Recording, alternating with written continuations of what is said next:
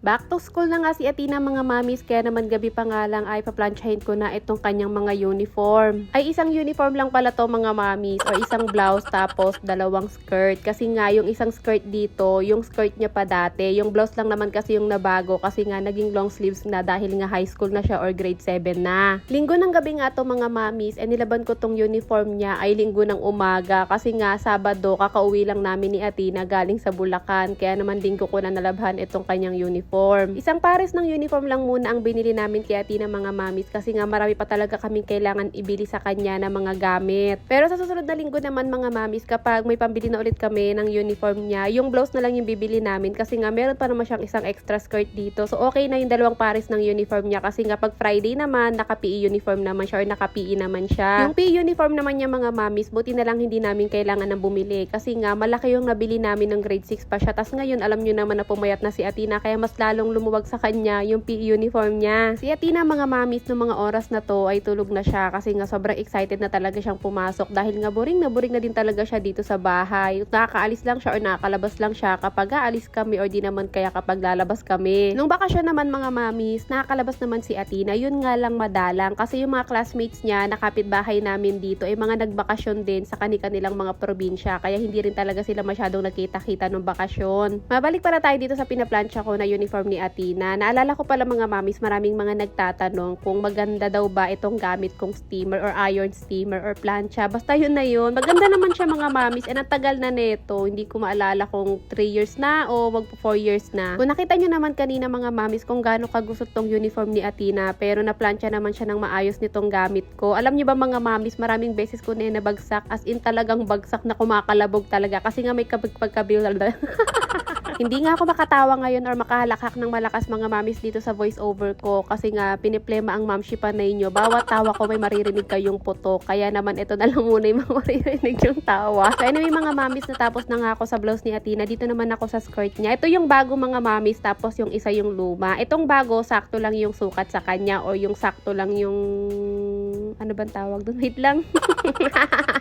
So ayun, sakto lang yung haba na ito sa kanya mga mamis. Tapos yung sukat sa bewang, sakto lang din. Yung luma kasi niya mga mamis, sobrang luwag sa kanya noon. Baka kailangan ko pang ipa-repair yun. Ang dami kong lag ngayon dito sa pag-voice over ko mga mamis. Kasi nga tinatamad talaga ako mag-voice over. And sa totoo lang mga mamis, tinatamad na rin talaga ako mag-vlog. Kung fit to work lang talaga sana or kung pwede ako magtrabaho, nagtrabaho na lang talaga ako. So anyway mga mamis, natapos ko ng planchahin yung isang set ng uniform ni Athena. Hindi ko muna pinlansya yung isang skirt niya kasi ganun din naman, hindi pa naman din niya magagamit. Kailangan ko pang ipa-refer. Pero hindi ko alam kung kailan ko ipapa-refer yun mga mamis. Kasi nga marami pang nagpapatahi doon sa pinapatahian namin. Naipasok ko na nga sa kwarto ni Athena yung mga uniform niya. Sunod ko na mga ayusin itong bag naman niya. Hindi pa kasi talaga naayos to. Pero ang dadalhin lang pala niya mga mamis ay yung small bag lang. Kasi nga shorten period pa lang sila ng 2 araw.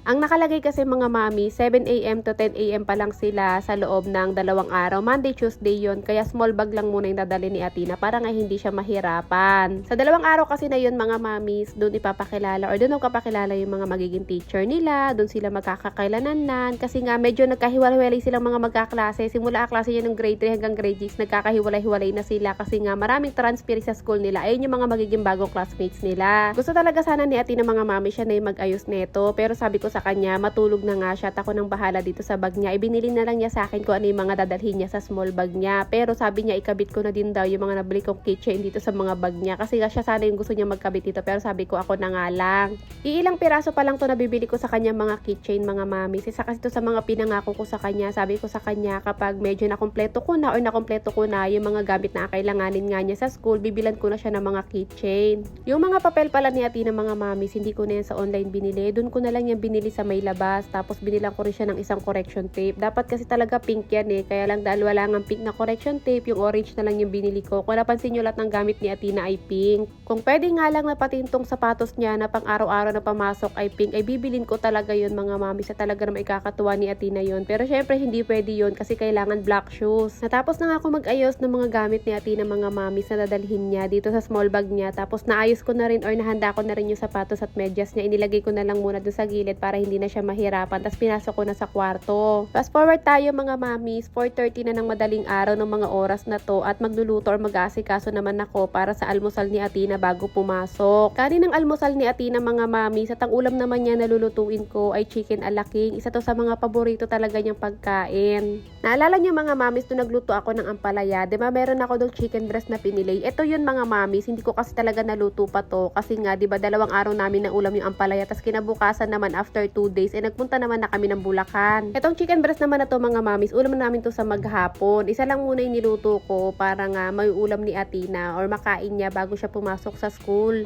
Yung mga natira namang fillet mga mamis or chicken, mamaya ko ng tanghali lulutuin yan kapag uwi na nga ni Athena galing school para bagong luto. Pagkatapos ko nga maluto yung isang chicken fillet, ito naman gagawin ko ngayon or lulutuin ko ay yung sauce naman o yung alaking sauce. Sa alaking sauce mga mamis, naglagay lang ako ng butter, tapos inilagay ko na nga rin yung hiniwa kong maliliit na carrots, tapos nung medyo nagisa or naluto na yung carrot, naglagay na ako ng all-purpose flour, tapos nilagay ko na yung evap, nilagay ko na rin yung Nestle cream, tapos tinimplahan ko na. May parsley pa talaga sana yan mga mamis, kaya lang hindi na ako nakabili, kaya hindi na ako naglagay. Nung naluto na nga, sinandukan ko na si Athena para makakain na siya. Nung nakakain naman na si Athena mga mamis, nagpahinga lang siya konti, tapos mga 6:15 AM, itong at nakapagbihis na siya kasi before 7 na alis na siya para makapasok na. Sino dito ang matagal ko ng follower mga mamis or matagal nang nanonood ng mga vlog ko? Parang dati lang mga mamis no, ang liit pa ni Athena. Ngayon nakakagulat kasi high school na siya. At kung dati nga mga mamis, patches ang nakalagay dito sa uniform niya, ngayon naman mga mamis ay naka-necktie na siya. Pero syempre mga mamis, walang magbabago. Simula elementary at kahit high school na siya ngayon, ay patuloy pa rin namin siya nga asikasuhin ng daddy niya. Nag-iisa lang kasi si Athena mga mamis at nahihirapan talaga kami ni dading mag-adjust na kahit papano sana ay gawin na siyang dalaga kasi para sa amin mga mamis hanggang ngayon ay baby pa din talaga namin siya. Alam niyo ba mga mamis, dito sa bahay, araw-araw, ang tawag namin kay Athena, kung hindi baby ay danda. May pa pala muna tayo mga mamis. Ito yung sinasabi ko sa inyo, ang pabango ni Athena, nasa SM ko lang nabibili sa bench kasi wala namang bench na malapit dito. Sobrang bango niyan mga mamis and kahit nga sobrang pawisin yung anak nyo, talagang hindi nawawala yung amoy niyan kahit nasa labahan at kahit ilang araw na. Hindi yan sponsored mga mamis pero ang tagal ko na talagang ginagamit niyan kay Athena simula ng kinder siya. Merong isang pabangong gusto si Athena mga mamis, kaya lang mahal kasi yun, nasa 500